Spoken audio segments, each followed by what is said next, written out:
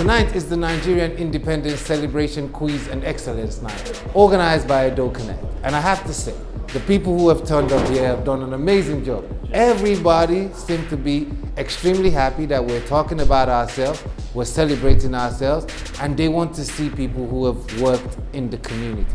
That's what this evening is about.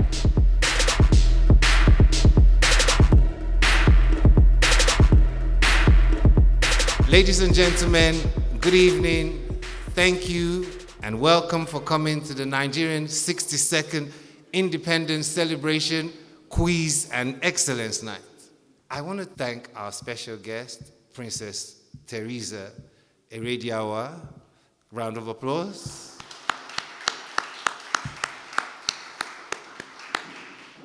We have Prince Ekwen Erediauwa. A round of applause is here. And at this point, I'm going to be doing it in order of those people that we're here to celebrate. Ladies first, Joyce Obaseki, MBE, CBE. Philip Orumese, CBE, Dr. Philip Orumese. And we have Ehino Amidu, the Queen's Award. Please stand up. I just want to tell a little story about why I decided to celebrate this event. I'm from Edo State. I think most of you would have worked that one out. And if I'm a community guy, we do Edo Connect, we connect the community. I've been doing that for 5-6 years. If you're a community man, you belong to several WhatsApp groups. If you're in any community at all, there's many, so we must spread our news. You find professors there, you find doctors there, you find lawyers there, as well as you find people who do different types of jobs, maybe not at that same category. We all post things there. I've known Philip Orumese, Dr. Philip Orumese, for over 5 years. He's always posted Edo National, Edo UK News, and many things. And so one day somebody posted that Dr. Orumese has got a CBE. I was watching, you know. People say congratulations. People don't say anything. People just pass. So I went to his Facebook page. I went to check the same thing. I said, this has to be the highest achievement that we have had in this group. I will explain. You see, if you grew up in Nigeria and you came to live the first part of your life in Nigeria and you came here to live the other part, we belong to a block called the Diaspora. Why I say you should clap for yourself is the things we have achieved in that block. We came without parents. We came from nowhere. In this room, I'm sure if I took a roll call, we will have ex-cleaners to directors of company, ex-security guards to directors of company, ex-McDonald's workers to lawyers, and all across the board. But we don't celebrate ourselves. We don't do, it looked like we're waiting for somebody to do that for us. But let me get back to my story. I went to check. I said, maybe we don't know what to do with Dr. Philip Orumese's CBE. It's possible they only gave one to him. He's special like that. I checked. I wrote down maybe up to 10 names that they've given CBEs. And I came back and I said, all of us in this block, all our relevance, everything that matters to us is tied to back home. We have so many institutions that don't know what's happening. Dr. Philip Orumese got a CBE. The Nigerian embassy don't know what's happening. The governor of Edo State don't know what's happening. The traditional rulers don't know what's happening. And when I checked, I really checked well. Some people had one newspaper publication from one state put together by their old boy or their old girl to congratulate them that they got the Queen's Award. And that's as far as it went. I said, if the Nigerian embassy celebrates Philip, we will celebrate Philip. If the governor celebrates Philip, we will celebrate Philip. If all three institutions celebrate Philip, we will celebrate Philip. It's not supposed to be like that at all. We have done outstandingly well in this block called the Diaspora. We have done it so much that if you look at Nigerian children, the pace that they have set in the UK black community is exceptional. They go to school, they work, they are well behaved. It's all courtesy of this Diaspora block. So please, ladies and gentlemen, can we all get a round of applause for the success, for your success?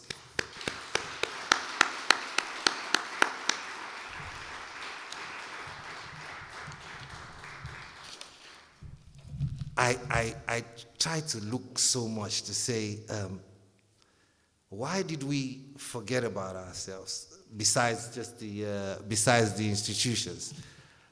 I found out there was not much. It's just you look at your best friend again, you look at everybody, and you just can't come and say they've made this person this, and we just act like nothing has happened. We've cultivated the attitude of not appreciating ourselves. I'm not waiting for the governor. I am a Edo Connect. Some people have gone home with good intentions, started businesses, and they were killed. Not one occasion, not two. And the wives called me because they get my number as the media. Say, my husband went to Nigeria, 6 kids. He died. Nobody has asked of us. Not the governor, not the society here, not anybody. He cared about Nigeria. The other one here is an Edo woman. She's dead now. Her husband killed her and killed himself and left 4 kids. Nobody asked about anybody.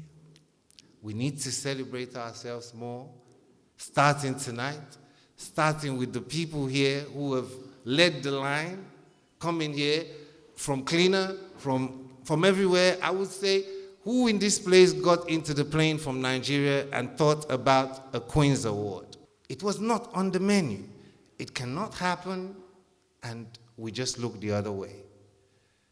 Ladies and gentlemen, please, if I call their name, please can we give them a round of applause? Because they've done something exceptional.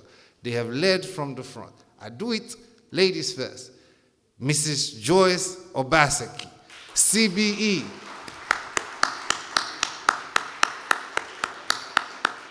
Good evening, ladies and gentlemen. I am very delighted to be here today.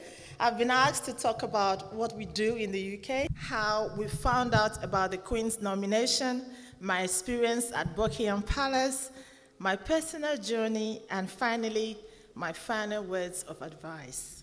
So I'm going to just go in that order. Grant a Smile is the only recovering, cleaning, decluttering, and gardening services in the UK. We are unique because our ideal clients are people recovering from mental health issues, chronic or terminal health conditions, domestic abuse survivors, recovery drug users, and people who have suffered bereavement and more. Our practical support gives people a chance to start over, improve productivity, their mental health, and overall quality of life.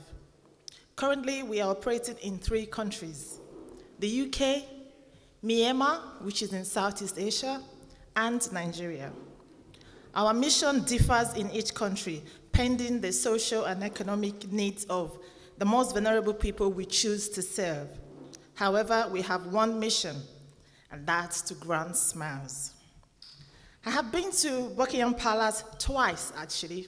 First in 2019, and this was for the Queen's Award for Voluntary Organization. This is the highest award that any voluntary organization can get in the UK and around the world. I flew back a day before to attend this event. It was unbelievable, just standing at the backyard of the Queen. And I couldn't believe it. You know, just me, a small little girl from Benin City, in the palace, doing what exactly? It was so unreal. And I don't know if you know where Myanmar is. Myanmar is very far away. It's an hour from Thailand, and it's about 17 hours I took to fly a day before. So I was really like not feeling too well because I was really tired. And somehow, after the ceremony and everything, I passed out, actually. I passed out, and this was after we saw the Queen and the entire royal household. We were so lucky at the time. This was in 2019. The entire royal household was there, so we met all of them. And I passed out, and when I passed out, I found myself at the tent, you know, the St. John's ambulance tent. That's where I found myself. And I missed all my press moments, and I was just beating myself up and thinking, oh my God, what a day. My village people, they have come again. You know, so I was just like, say, God, why is it today of all day? This has never happened to me. I've never passed out. I don't have any health condition. In 2022, I got a letter. This time it was from the Cabinet Office, nominating me for the Queen's Birthday Honors List. And the person who nominated me, you wouldn't believe it, was Boris Johnson, the Prime Minister. Please clap, clap. It deserves a clap because it is not a small something, you know what I mean? I was awarded the British Empire Medal for outstanding service to vulnerable people during the lockdown. Again, we were invited to Buckingham Palace. And this time, I made sure that my village people cannot take over. So I made sure I didn't wear my 16-inch shoes. I made sure that I didn't wear anything that was too tight. Whatever they were going to come with, I was prepared because I was going to enjoy my time at the palace. So God had given me a second chance, so I was not going to play with it. Unfortunately, at the time, this was in 2022 actually, just this summer, and the Queen had mobility issues, so she couldn't attend, as some of you know. But King Charles was there, the Queen Consort, Camilla, was there, and Princess Anne. And of course, he did his mom really proud. He was very personable, you know, asked questions and really made us feel special. It's not every day that you get to go to the Queen's Palace, you know, and then to go twice. And I just felt, God, this can only be a blessing. And on that day, it rained cats and dogs, but everyone was in high spirits and didn't seem to care about the rain. Like I said, we were in the Queen's backyard, so nothing could stop. Come rain, we were determined to enjoy the day.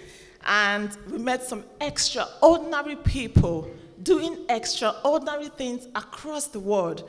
And it was just so humbling to be amongst them. Like many of you today, I was a migrant from Benin City.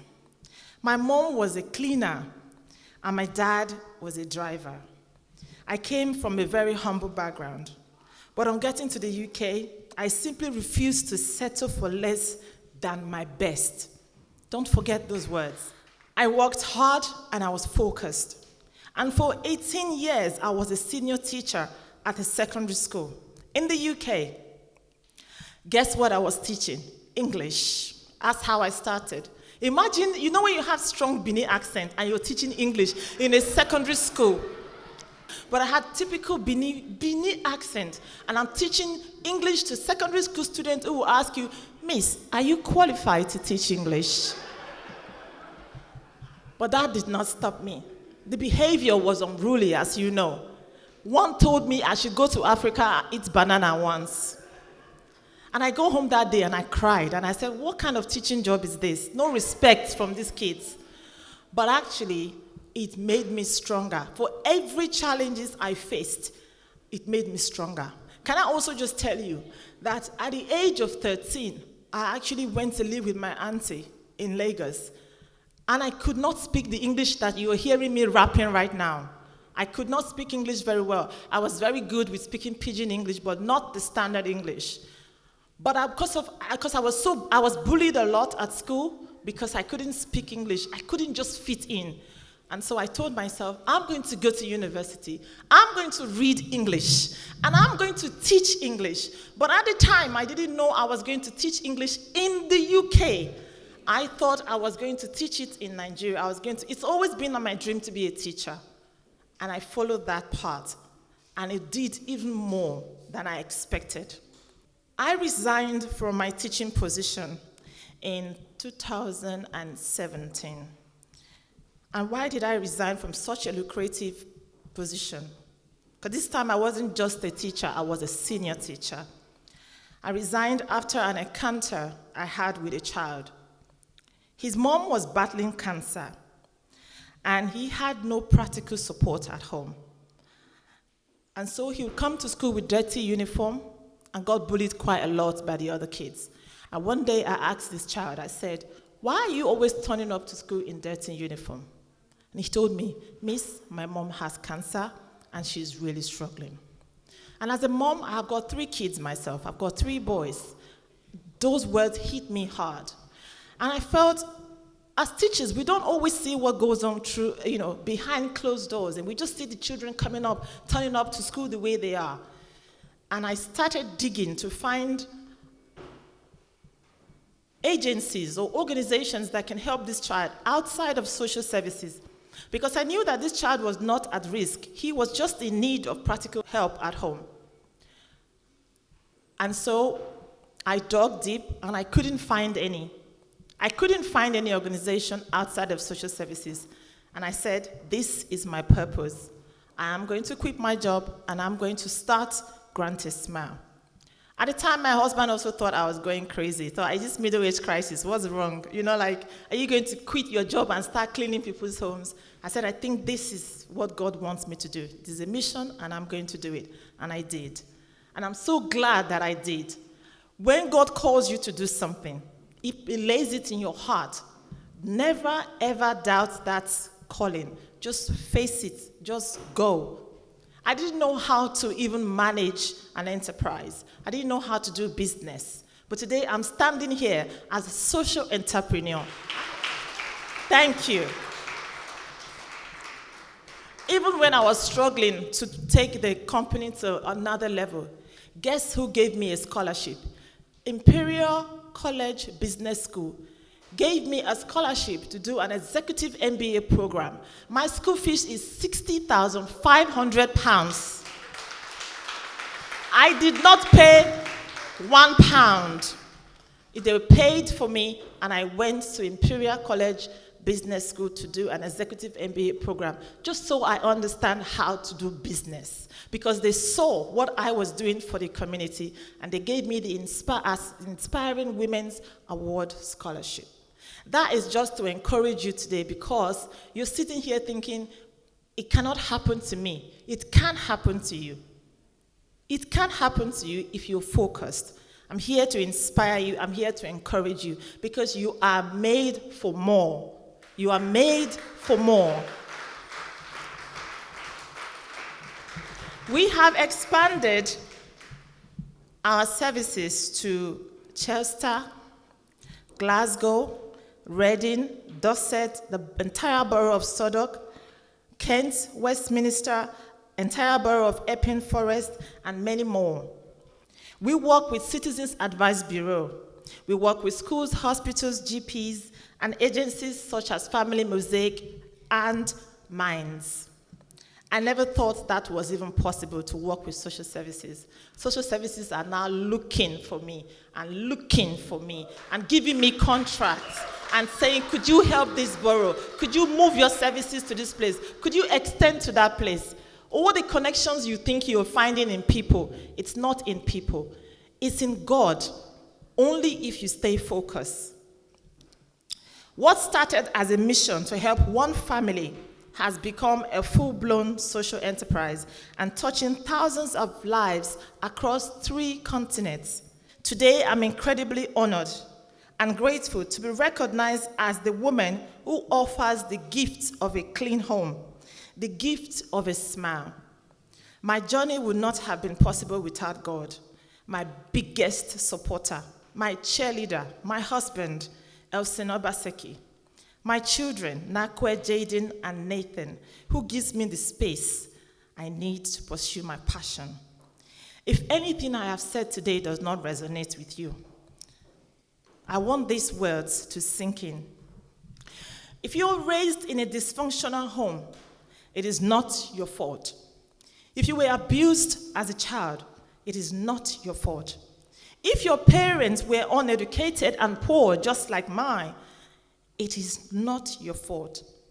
However, if you make excuses and refuse to work in your purpose, that is your fault. This is 2022. You are equipped with endless possibilities and resources. There is no excuse not to be who God has called you to be.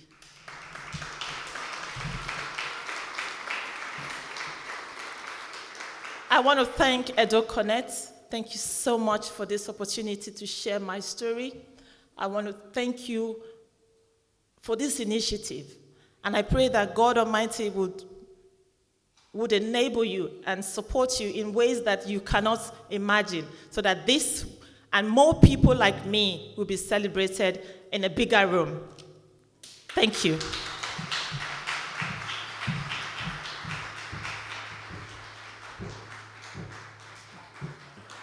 Tonight, I feel we're going to clap and clap and clap because we have not clapped for ourselves. Please, our special guest of honor, I want to allow her to bless this occasion before we can carry on. Please welcome Princess Theresa Erediauwa. Oh, and Prince Ekme Erediauwa too. Thank you, thank you. No, please, it's for you. Where are you going to stand here?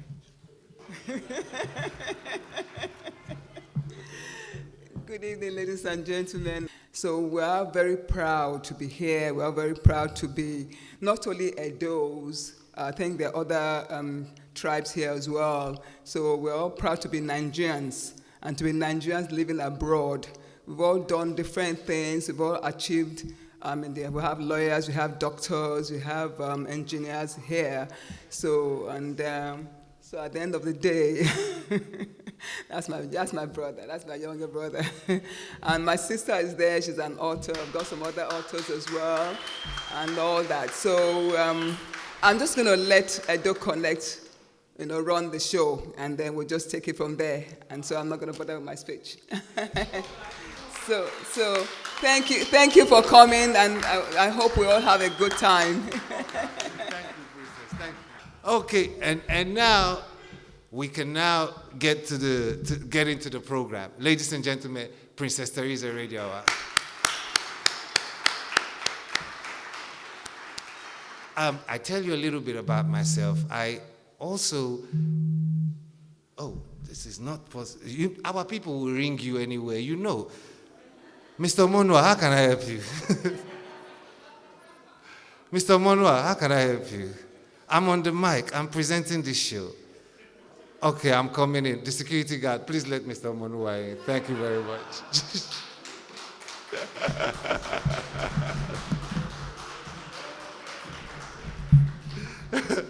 Now, I do a Saturday radio show. It's called RTM Radio. It's called The Right Direction.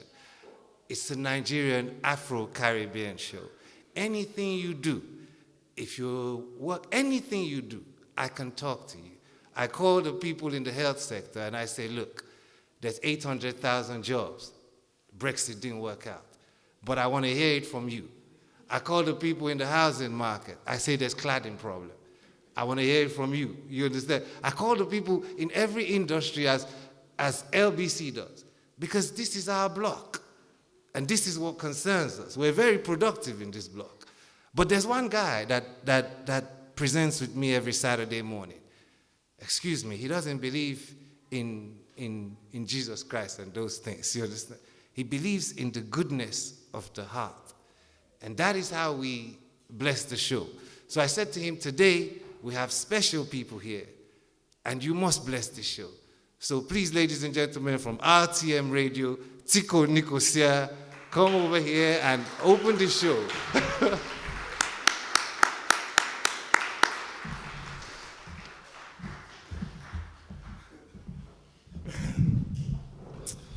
Thank you, Evan, for having me. Thank you, Lays. Without Lays, I don't think I'm going to be standing here. I told Lays yesterday, I said, Lays, do you know what you do to me?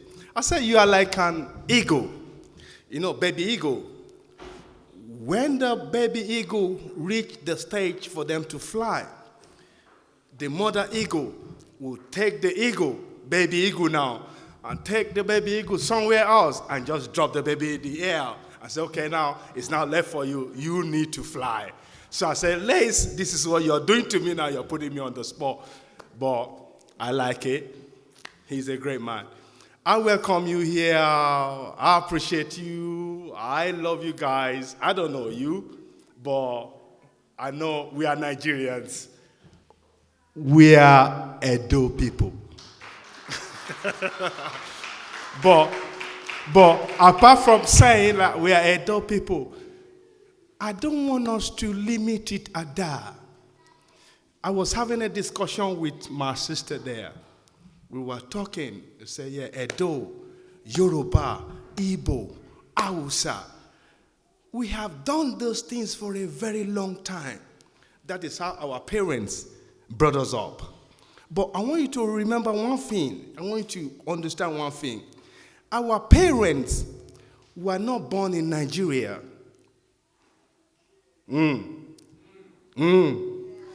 Our parents were not born in Nigeria. We are the one that was born in Nigeria. Now, what am I saying? Nigeria, when Nigeria was formed, Britain, carved out. Remember, we've been living, we've been existing as a nation. It's just that we've been existing different nations. Now, we don't call it nation, we call it empire. There's the Benin Empire. There's the Yoruba Empire. There is the Igbo. There's the Hausa. The Fulanis are there. We now come together and thank God for the British. Because, let me tell you, without the British, there's no Nigeria. But it happened. Nigeria happened. Nigeria became a project for all of us. But the project was not sold to us as Nigerian. The project was sold to us that, oh yeah, you are a Yoruba man, you are an Igbo man, you are an Hausa man. But with this spirit, it will be difficult to build a nation. A nation is a group of people that has a common goal, common that join together, common language, common culture. But this thing has been existing before the British came. Now, when we are able to adopt or embrace this spirit of oneness, this spirit of unity, and we have unity of purpose, unity of thought, unity of action, then we will now be able to take consideration of our action when we are acting, when we are put in the place of position, responsibility to deliver. Then we will move away from just putting stuff on ourselves and think about the whole. I love it today that we are celebrating achievers. We have come a long way. We've come from far. Things have happened. A lot of water has gone under the bridge. But let me tell you, we are still standing. We are still standing. Let me tell you, why are we still standing? It's because we are strong. We are powerful people. We are peaceful people. We are prosperous people. We are creative people. Let me tell you, if we are not, the British will not stay 109 years in Nigeria before they now decided for us to have our independence. Now, we are wonderful people. At the moment, it must seem as if all those wonderful names, great names, as if it has disappeared. No, it is still there.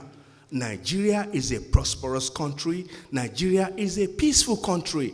Nigeria is full of people with creativity. This is why we are even celebrating one of them today. Please, all I'm saying is let us forget Yoruba, Hausa, Igbo. Now, another election is coming in now in Nigeria. If we continue to do all this regional, tribal, party system, we will continue to produce the same result. We cannot continue doing the same thing and expect a different result. We need to change for things to change. If we don't change, nothing changes, no matter how much we pray. Because it's like having a shovel, leaning on it and saying, oh God, come and help me dig the hole. It's not possible. That's why you have shovel in your hand. You are meant to dig the hole. It is our responsibility. So please, let's embrace ourselves. Let's evaluate ourselves. Evaluate the impact our cultural differences is having on our culture, on the system. And let's look at it critically. And whatever is not working, we eliminate it. And whatever is working, we promote it. And let's engage in ourselves and enjoy the progress and the development that we are creating in our society. Thank you. Thank you. Thank you.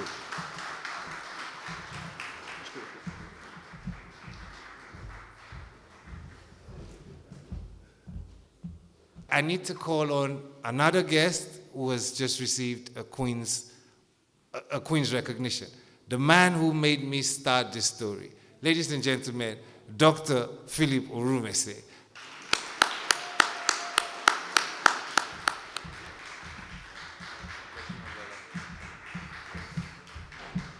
Oba Azokbe. Wahia Bota. Wahia Bohia. Oh, it's really delightful to be here. I can speak Benin, I can speak Pidgin English, I can also speak the Queen's English if I want to, because I'm multilingual. Really delighted to be here, and thanks to my brother Lace, what he's doing is breaking new grounds. He's reaching out to places where mere mortals haven't been before. He's trying to bring a community together. And because of that, he deserves a big round of applause, please.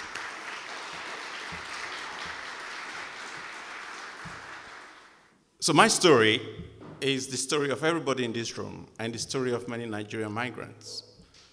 I'm an economic migrant from Nigeria. I came here many years ago, several decades ago even. I wasn't born into a rich family at all. But I worked really hard. One of my Uniben classmates is here. And I remember the many years we played the 101, the 011, the 001. For those of you who are old enough, you will know what that means. All right? Life wasn't that brilliant. If you had a meal ticket, the meal ticket was only 50p, 50 pence. Even then, we played the 001. All right? So that was how bad things were at Uniben those many decades ago. But we survived it. We survived it because we worked really hard. We also lived at Abuja, those of you that know Hall 4 in Uniben. I was living in one room, he was living in the next room. If I come to my room and his light was off, I'll go straight back to engineering to go and study. And he did the same. So we spurred each other on. And because of that, the virtue of scholarship was imbibed in us. We couldn't but succeed, regardless of whatever home we came from. And that ethos had stayed with us right from time. So I was lucky that I was given a scholarship. Not many Nigerian children get scholarships. I was given a Foreign and Commonwealth Office scholarship to come to the UK to do a master's degree. And I did come here, but I hated it because I was in Colchester. Colchester in 1989 was a garrison town.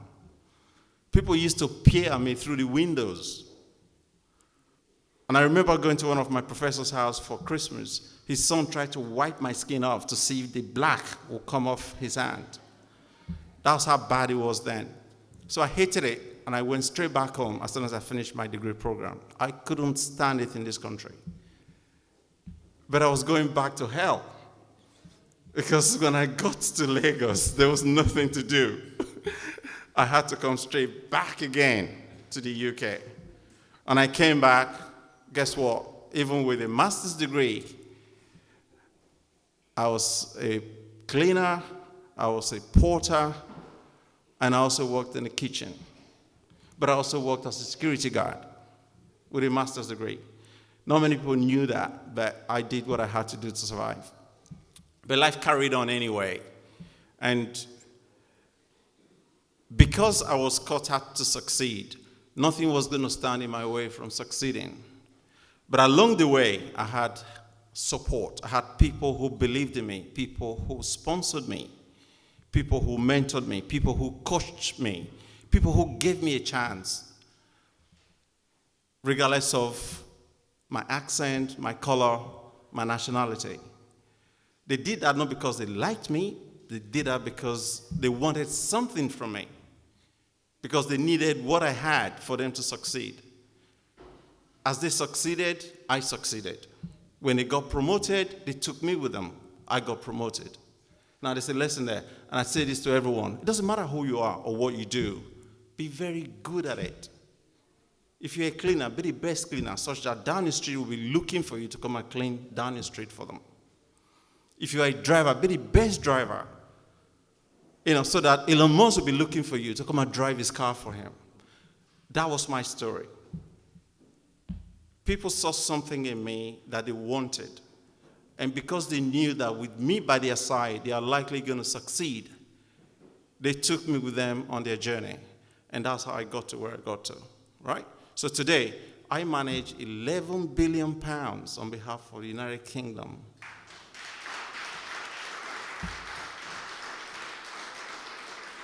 Right? I'm the Chief Technology Commercial Officer for the UK government. So every technology you see in your schools, in your hospitals, in every department goes through my team and I.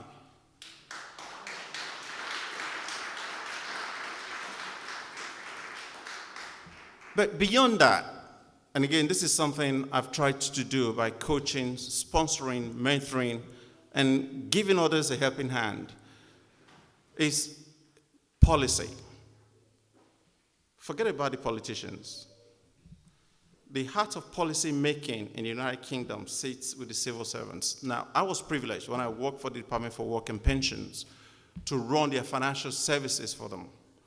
That meant I was responsible for all of the pension payments. I was responsible for all of the benefits, all the ESA, and all of those benefits that everyone goes to the job centers to claim. But I also had a policy role that allowed me to work on a financial inclusion strategy. And this is where my CBE came from. I led a piece of work, working with the Archbishop of Canterbury, working with BAYS, working with HMT, working with all of the banks in the UK to create a financial inclusion strategy that brought millions of unbanked people into the financial inclusion corridor.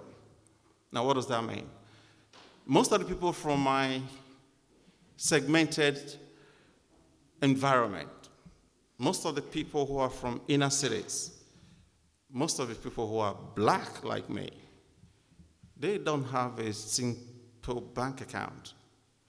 Now, we have to work to ensure that the banks will allow them to open a basic bank account in such a way that we can pay their benefits to them, which meant for the first time they can begin to create a credit history which means for the first time they can begin to access mortgages.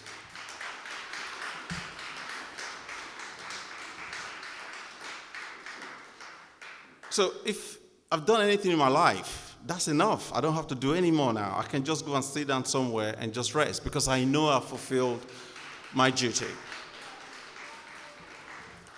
So it's really important that we share some of these narratives because it encourages every one of us to strive to get to where we need to get to. But I haven't just done that by myself. My wife is here. Esosa, please come and join me. Please come up. Come on. Come on. Now, the reason I'm asking her to come up and join me is this. I was working away in my study in Birmingham, and she was working in the kitchen. I was working in the study, and an email popped up from. Please give her a round of applause. She's going to kill me when I get home. But I'm ready to die. All right? I love this woman dearly, right? She's my rock.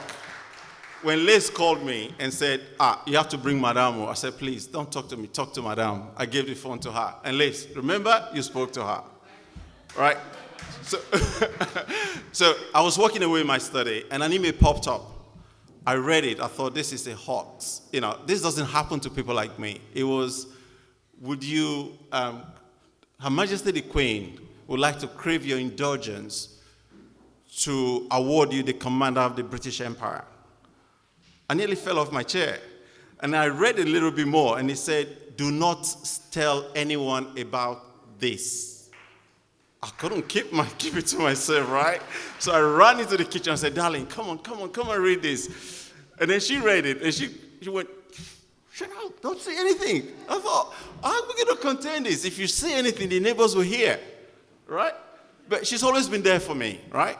She's from Benin, just like me. We speak the same language. We have 3 lovely children. But she's the one that does all the hard work, and I just go out and get all the glory. So please, a big round of applause for her. Do you want to say anything?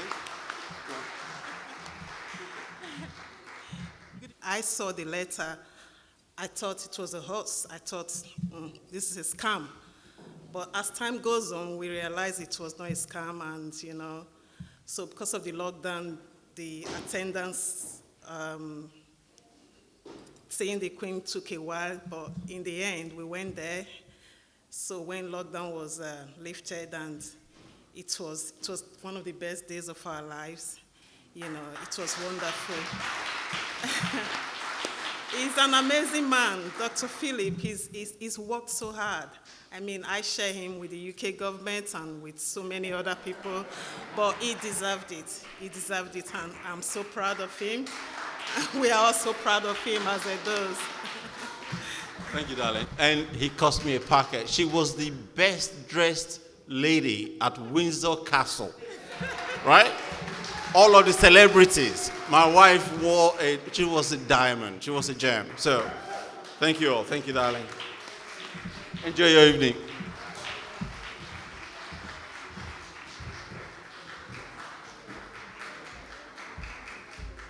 My brother helped me to interview an ex-Manchester United player.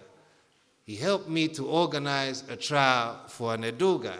Just how you talk to me, my child play football, my child play football. Everybody talk to me, what do you know, what do you know? I say, my brother, he said, we're looking for them. He said, what's his name? Fabian Brady is organizing a competition in Manchester. Show me his picture. Ryan Giggs, Paul Scholes, Sir Alex Ferguson. We don't believe too quickly. But to me, this is marvelous. We come from a small place. This guy came to England like us, and now he's taking another kid from another guy to Manchester United. Ladies and gentlemen, he's here tonight to collect his sports award. Please give a round of applause to Nusayaba Iyamu. Not yet, wait. But let's carry on the night. There's a lady here who has got the Queen's Award. I never met her till tonight, but I know her husband. He's a feisty politician. The Arala of Ewu, he has been in Nigerian politics for a long time. I think we can get him to say something tonight, but tonight is not about him. Can we give a full round of applause to Mrs. Ehino Amidu? She has the Queen's Award.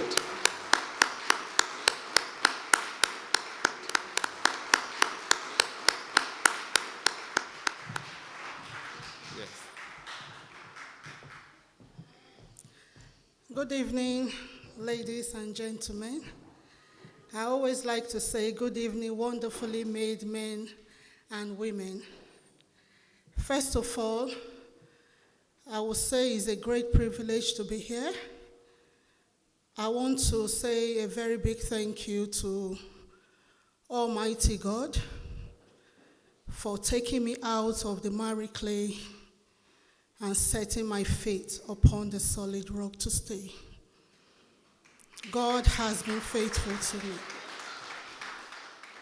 Wonderfully Made Woman started in 2011. Like the Edo Connect said, thank you so much for organizing this event. It's so easy for us to celebrate people outside, cheering people that we don't even know. But for someone to say, I want to, embrace and celebrate our own is unique. Thank you so much to you and your team.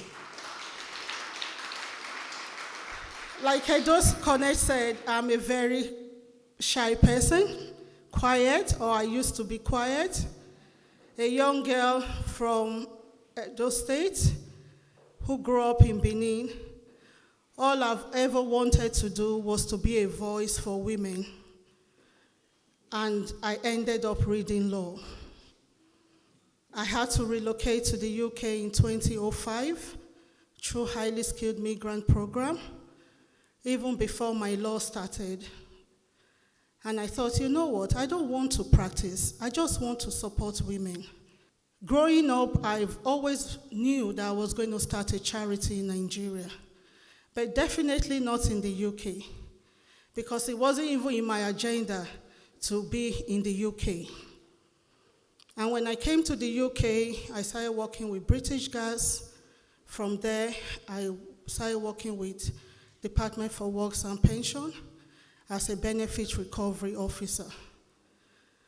Then I saw in the Nigerian community that there was a need for women who had relocated, no recourse to public fund, and when they were going through domestic abuse, there was little or no help for them. And these women didn't have confidence to speak out because of fear of being sent back home. And one thing that was wrong with such visa was, once your partner leaves you, then the Home Office tells you to go back because you're no longer a dependent. So I started finding ways I could help these women. Set up the charity Wonderfully Made Woman in my sitting room, because as at that time, everywhere we go, they would tell us, oh, you're a Nigerian. So many Nigerians have scammed us. We don't believe in you and all that. So I set up in my room, in my living room. And every Wednesday, I took a day off unpaid while working with the Department of Works and Pension. From supporting Nigerians, we started expanding to African women, then to the Asian women, and today we support all women and girls across Greater Manchester. When I started, I wasn't looking at having an award, even though when I was young in Nigeria, my dad used to sing, where are you going? I'm going to London to see the Queen. And the way people talked about the Queen, of course it was a dream that, okay, one day I'll see the Queen. When I came in 2005, I thought seeing the Queen was so simple. Then I realized that even some mayors have not even seen the Queen. Then I said to myself, okay, just do your work and enjoy UK. In 2019, fast forward, we got an email that we've been nominated for the Queen's Award. The First Lady said, you're told, don't tell anybody and we'll be coming for screening. And I thought, that's fine, it's not just screening. When they started the process, my trustee was saying, are you sure we won't get into trouble? Because the kind of questions they were asking, some of the things that we have done in the past that I couldn't even remember. And I was told the person that was coming from the Queen's office is not somebody you can easily impress. Then she came and said the same thing. And she was requesting for all sorts, the annual report and all that. Our volunteers were sweating in winter. I was like, oh God, what's going on? And when they finished with the volunteers, they brought in the staff, then myself and the trustees. By the time I got home, I told my husband, I said, God, I don't want this blessing to be a curse to us. Because the questions they were asking was overwhelming, and she left. On my way, I'm always on my phone. Then I saw an email. You have won the Queen's Award. Congratulations. Do not tell anyone. I screamed and I held my mouth. And I said, honey, come in. I said, don't shout. Read this email. And he said, really? We couldn't scream. Then I called one of the chairperson. I said, don't talk. So we went to Costco happy. I was really overwhelmed to later found out that one of the person who actually, nominated us was a lady who we have helped with our 3 children. And she took her time to nominate us. So we got that email. By May, during the lockdown, we received a personal letter from the Queen to say thank you for providing African food for women and their children across Greater Manchester. Myself and my husband, we fought to set up the first African food bank during COVID. We were giving people all kinds of food, up to stockfish, snail, crayfish, beans, name it. We fought for that process, and I received a letter from the Queen, and I was really happy. By 2nd of June, we had set out to distribute food for about 83 homes, and we were told, do not announce the Queen's Award until after 9 a.m. We kept looking at our phone, all the volunteers with our T-shirts, who is the first to announce? And immediately it was time, before I could even put it on Facebook, the councillor, the MPs, they were calling and said, oh, you well deserved. To know that, it was then I realized that the Queen's Award was actually the MBE for voluntary service, and it was the highest award in the UK. So we were very happy that we got the Queen's Award. It was lockdown, we celebrated in our own little way, and we were told that we'll be going to Buckingham Palace. Unfortunately, lockdown, they told us we couldn't go to Buckingham Palace, and I said, that's fine, at least we won the award. On the 8th of March 2021 was International Women's Day. And I told everybody a day before, no emails, let's just focus on the women. I didn't know they had sent me an email. I only went on Twitter and I realized that the Queen's office were tweeting about us, and I was bragging about it, not even knowing what happened. It was in the evening I realized that the Prime Minister, nominates one person each day in the UK and the Commonwealth countries that have been nominated for the Points of Light Award to celebrate International Women's Day. And the Queen's office, we're actually celebrating that. Moving on. After we've been told that we can't go to Buckingham Palace, I relaxed. Then in June, last year, I got a direct message from Twitter, from the Queen's office. Please call me on this mobile number. I was like, wow, what's going on? Before calling them, I had called my husband. He said, nothing they happened, call them. So I called. And the man I spoke with said, oh, how are you? You've been very busy. We wanted to find out if you are available on the 8th of July. I said, okay, what's going on? And they said, on the 8th of July, somebody from the royal family is coming to visit Manchester. And when they were looking for African and black women to invite, somebody said, if the royals are coming to Manchester and Ehino is not called, who else should be there? I said, really? Okay, I didn't know I was that popular. And while we were talking, at the end, he said, you know what? It's actually not just anybody coming.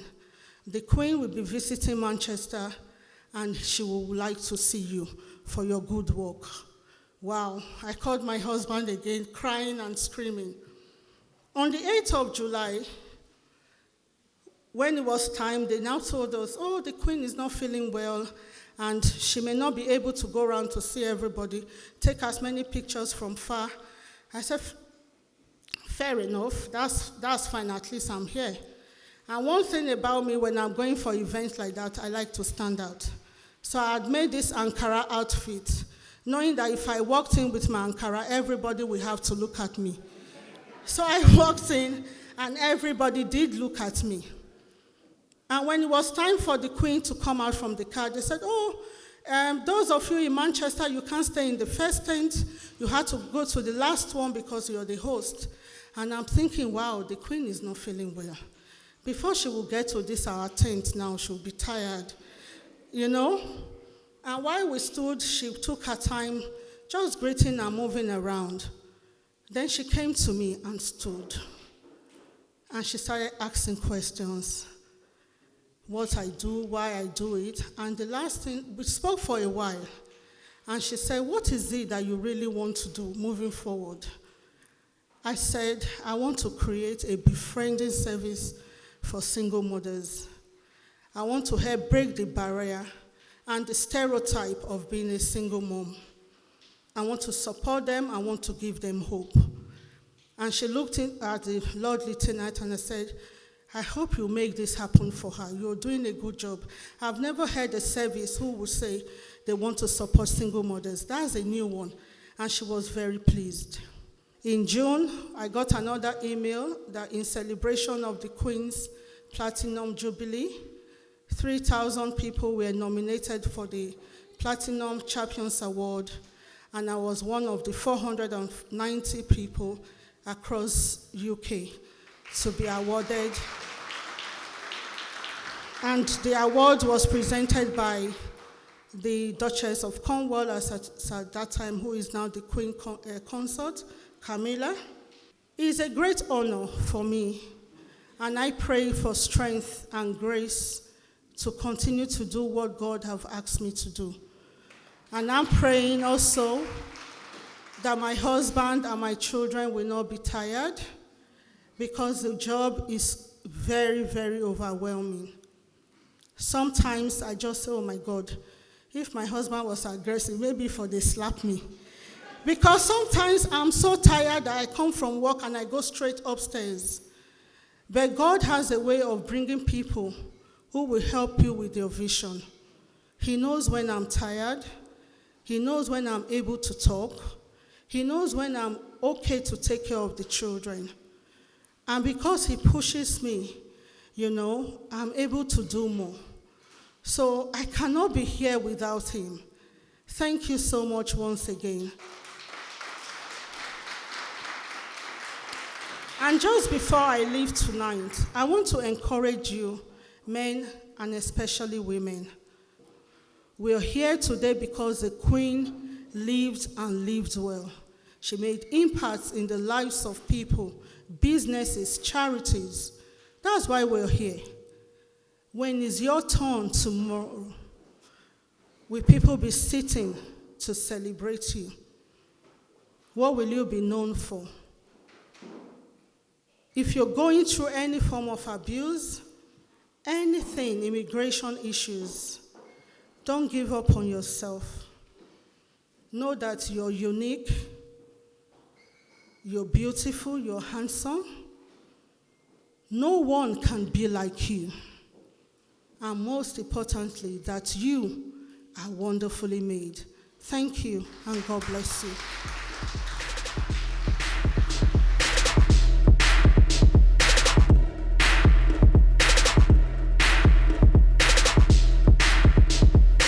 You've been here today. Please tell us how you like what you are seeing. I think it's well organized, it's well put together, and I think the goal for the event is achieved. You know, we are talking about Nigeria.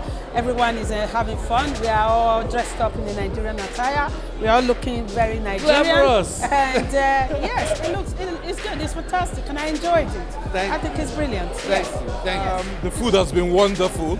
I love my food, so I'm going to talk about the food. It's been wonderful seeing so many people being recognized, and you're just blown away to the extent how people have really taken Nigeria in diaspora and just captivated United Kingdom. So a job well done, and Lace, thank you for bringing us here, and we'll continue to move on. Thank you. What do you have to say about this evening? Are you enjoying yourself? Yes, and I think it's a wonderful program. It's a good initiative, first of its kind. We say thank you. We are grateful, and we take it the first maiden edition celebrating the people so successful in the United Kingdom. And I think it's going to be a better prospect for us to know when we have those we can look forward to. Thank you very much. Thank you. How are you feeling about tonight? We have to celebrate. It's fantastic. You know, great credit to you, Lace, for pulling this together, right? Edo Connect, one of the biggest shows that I've been to in recent times. Really good to see you put a show that celebrates Nigerians, those that have achieved in the UK. It was really insightful and inspirational listening to all of the award recipients, talking about their experiences, what they've done, and how they came to receiving the awards. Really uplifting and reaching. The one thing is, I wish we had a lot more youths here today because they would have been truly motivated. Hopefully to hear some of the conversations. Hopefully you would have recorded it and then show that to them, because there's nothing more motivational than seeing people who have been there, done it, and have put all the hard work and seen the recognition that comes with it. But I'm deeply proud of you. So thank you and well done. Thank you. I am having fun. Thank you so much, Edo Connect, for such a great platform and a great opportunity. And I'm so honored to be here. Thank you. Thank you. Thank you. This is Linda Anna Monaville. You're going to be speaking tonight. How have you felt about the people who have gone up to speak? I think I'm very confident. Yes? Very, very confident. How do you feel about Nigeria? Seeing all these people now coming out? It's great. It's just great. It's just great. Nigerians are here doing good works. It's better to portray the good works than all the negative names they're calling us. So I'm so pleased and so happy. I've congratulated a lot of them privately after hearing them speak. Thank you. The first award is for Joyce Obaseki, MBE.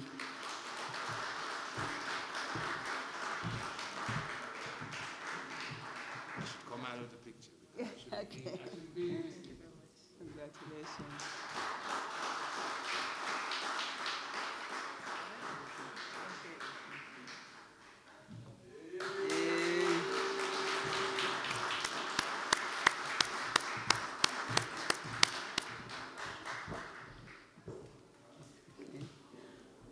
The next award is for Hino Amedo.